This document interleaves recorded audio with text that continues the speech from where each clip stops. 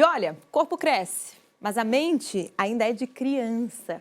Hoje a gente vai falar como a pressão estética e a exposição precoce a conteúdos adultos tem levado meninos e meninas a pular etapas importantes da vida.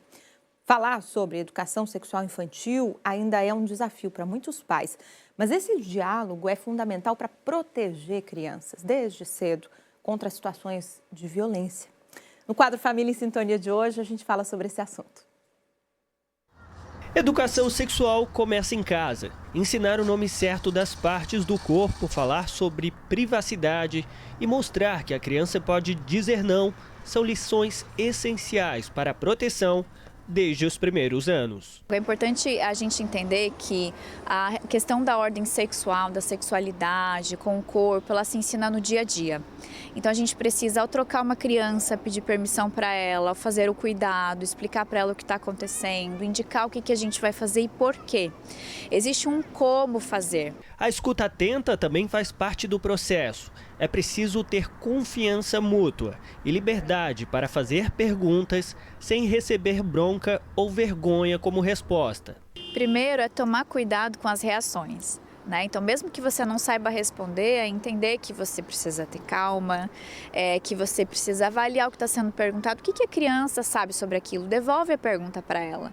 Então, entender qual que é o ponto de partida dela para que você consiga responder também, o que ela precisa.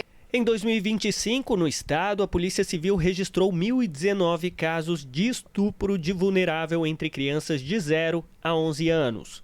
Nesse mesmo grupo foram mais de 1.200 casos de lesão corporal dolosa e outros 1.102 de maus tratos. Nós temos dois tipos de violência. Nós temos tanto a violência sexual, que acontece com crianças e adolescentes, e aí nós temos como autor pessoas próximas a essa criança, a esse adolescente, e nós temos também casos de agressão contra crianças e adolescentes.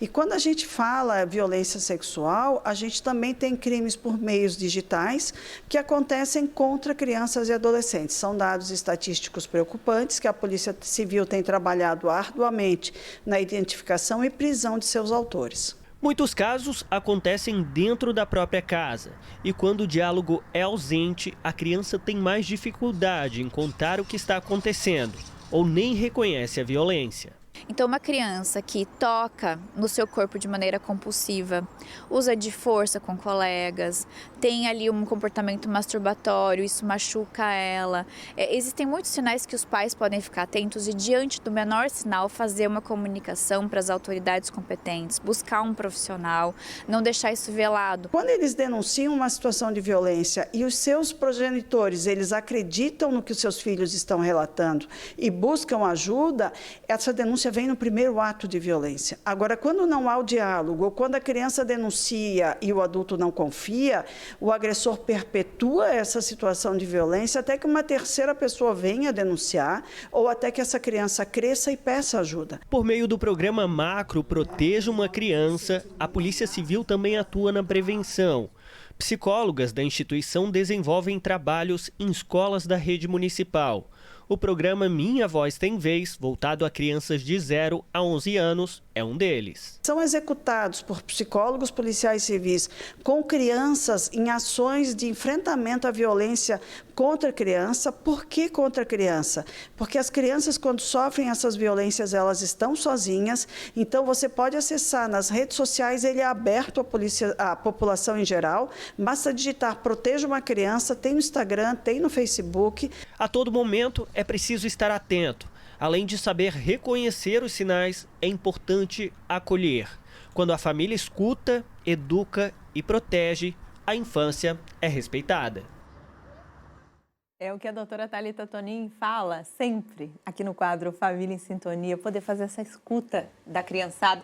Bem-vinda, doutora, bom dia. Olá, famílias catarinenses, sempre um prazer estar aqui para falar sobre criação de filhos, tão importante, né? E são assuntos muito delicados, às vezes, né, que você traz sempre de 15 em 15 dias para a gente. Esse é um debate importantíssimo.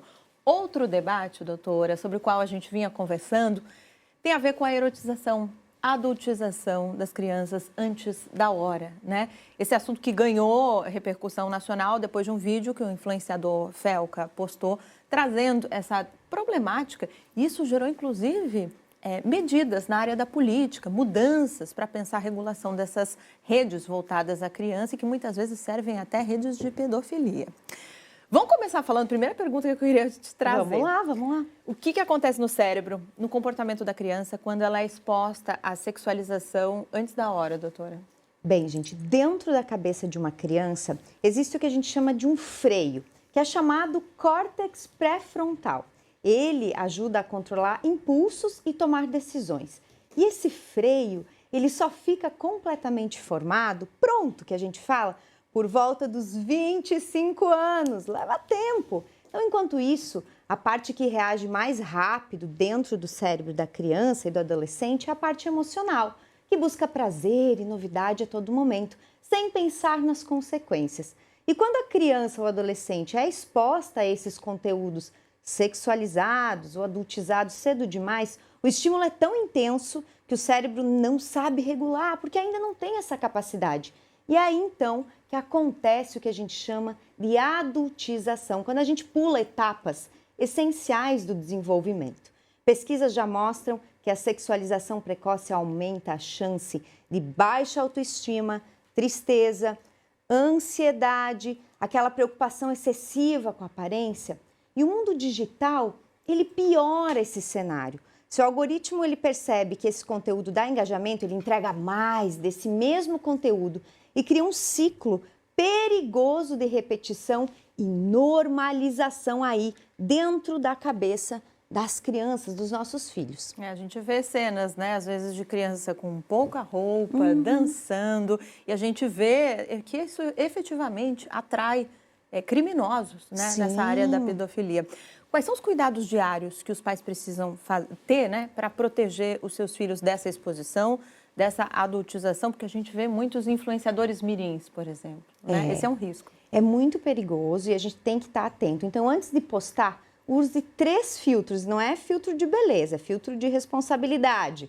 Primeiro, conteúdo. Evite fotos sem roupa, de fralda, de biquíni, aqueles momentos de troca, ou então muito pose de adulto do filho. Mesmo que o seu Insta seja fechado, você não conhece a fundo as pessoas que estão ali. Segundo, informações, gente. Atenção, não publique localização. Sempre que possível, esconda uniforme, placa de carro, endereço residencial. Isso é segurança. Terceiro, filtro da descoberta. Não use hashtags que atraem esses criminosos ou aquelas músicas de contexto sexual. E mesmo fotos inocentes podem ser manipuladas e usadas de forma criminosa. Mas a proteção não é só sobre internet, não. É sobre rotina. É cuidar, então, da música que os seus filhos escutam e que nós escutamos, porque as letras também moldam o comportamento deles, as danças. É evitar o excesso de skincare, maquiagem, aquele consumismo extremo. Essas são pequenas atitudes protetivas aí para a família de vocês, gente. Pois é, se é um problema de todos nós, doutora, como sociedade, né? O que a gente pode fazer? Sociedade, plataformas, famílias, dá para a gente fazer algo juntos? Dá sim. A proteção da infância não é só responsabilidade nossa dos pais, é de todos. Cada curtida que você dá, cada comentário, cada compartilhamento é um sinal que diz ao algoritmo, mostre mais disso. Então, se o conteúdo sexualiza a criança, a nossa função não é curtir, não. É denunciar na plataforma ou então disque 100, né? Fazer essa discagem. E precisamos cobrar também de marcas, redes sociais, políticas mais rígidas contra esse tipo de exposição. Mas não podemos esperar só por elas, só que elas resolvam. Dentro de casa, precisamos ensinar sobre privacidade, sobre pedir ajuda diante daqueles convites estranhos, sobre pensar antes de postar fotos. A infância é curta, mas as marcas que ela deixa, duram para sempre. E essa mudança começa nas plataformas, mas também no clique das nossas escolhas diárias como pais e sociedade. Gente, eu falo sempre de cuidados com os filhos, saúde, maternidade, também lá no meu Instagram. É no @Thalia_positivacão. E a cada 15 dias estou aqui com a Marta no SC no Ar para a gente falar mais no Família em Sintonia. E é uma alegria sempre te escutar sobre temas que muitas vezes a gente evita, mas que são extremamente necessários. Não falar vira tabu, a gente precisa de informação. Obrigada, doutora. Até daqui a 2 semanas. Até já. O quadro Família em Sintonia, delícia, né?